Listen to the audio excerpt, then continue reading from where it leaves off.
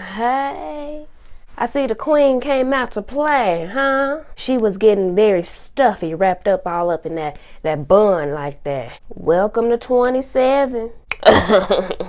You are 27. Why am I clapping like this? Like I'm all hostile and stuff.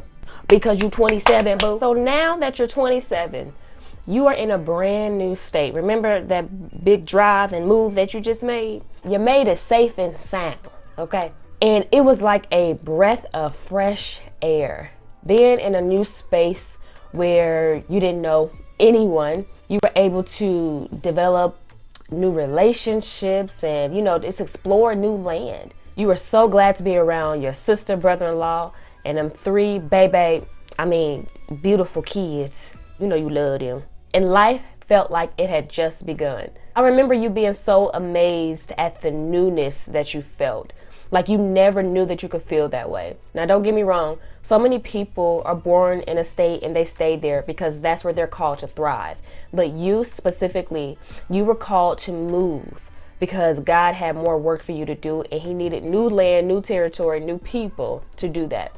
And for other reasons you probably don't even know yet. But as you were embarking upon this newness, this new land, you suddenly learned a hard lesson on relationships. You never know a relationship until it's tested, until you are 8 hours away from where they are, whether it is family, mother, father, brother, sister, best friend, childhood friends, cousins. And I remember that when you got to this new land, you suddenly realized that the relationships that you had back at home or in this state that you lived in for your entire life, they were now different. Some relationships that you had since you were a child, they just were no more. Some you had for 10, 14 years and they just were no more. And I remember your heart being so confused and hurt. Like, how can you spend all this time together, this life together, and then it's over? Or shall I say different? It can feel like a rejection. It can feel like a failure, or you can really start to take it personally. But a lot of times relationships are based off of position and not necessarily purpose.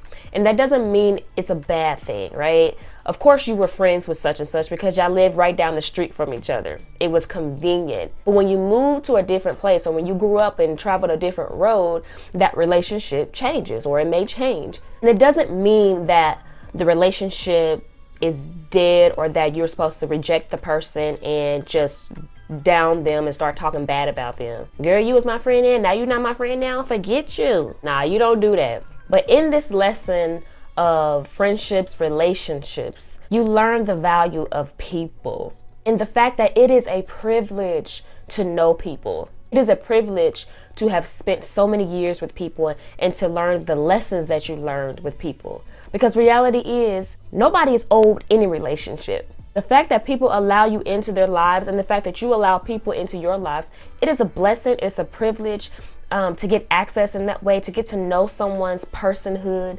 to get to know their likes and dislikes and who they are as a beautiful creation made in the image of God. So when friendships end or when relationships change, the next time you see that person, I charge you, Brittany, and you who's listening, to not down them, not treat them any different, but embrace them with all the love that you have. Because it's because of them that your childhood, teenage years, and your 20s or even 30s, whatever, were so much fun because they were right alongside with you. And even though you guys may not talk as much now, that doesn't take away the experiences and the memories that you have with them. Celebrate relationships. That takes a lot of maturity to see people in that way.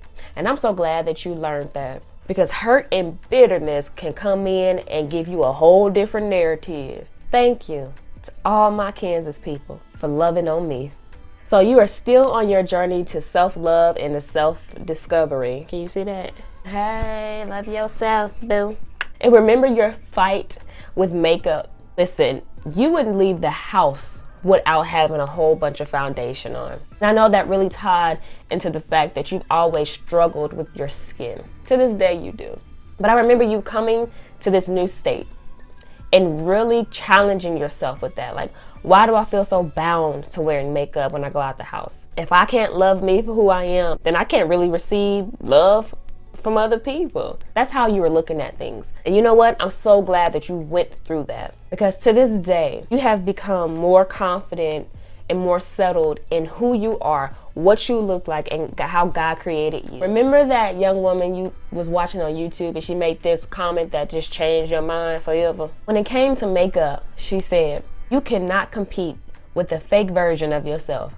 And girl, that changed your mind for real. You stop wearing a whole bunch of foundation. You let all your blemishes come out, girl, and they out there. And that was you really challenging your own views and self-love. And you accepted a new level of contentment. Who cares about this standard of beauty? Who made the standard of beauty into where you ain't beautiful and you are? Like, how you gonna tell somebody else you ain't even a creative that they beautiful or not? Like, as you continue on this journey of self-love, because it's not over, I want you to remember that you are beautiful just the way you are. So as you're getting into a new groove and, you know, finding a new job and this new life that you're living, God was still speaking to you, boo. See, you just can't get away from God, nor do you want to. Because best believe, if he picked you up, uprooted you, and moved you 8 hours away, it is because he has purpose for you. And as you continue to record your videos, put out content, rehearse truth for yourself, girl, and then letting other people be encouraged by that same truth, you created your first curriculum. Wow. Teaching young women the truths about sex and God's intentions for them. Call it girl talk if you want to, but girl, you a natural born teacher. Stop playing. That purpose that God has placed inside of you is really starting to blossom in a different way. By your mind and by your obedience, God is going to birth some young women who is going to worship him wholeheartedly with their mind, soul, and body. Yes, with their body, by choosing sexual integrity. So here's a solid truth to take with you into the next year. For we are God's handiwork, created in Christ Jesus to do good works, which God has prepared us in advance to do. 27, a year of true new beginnings. But if you thought that was good, girl, it only gets better from here.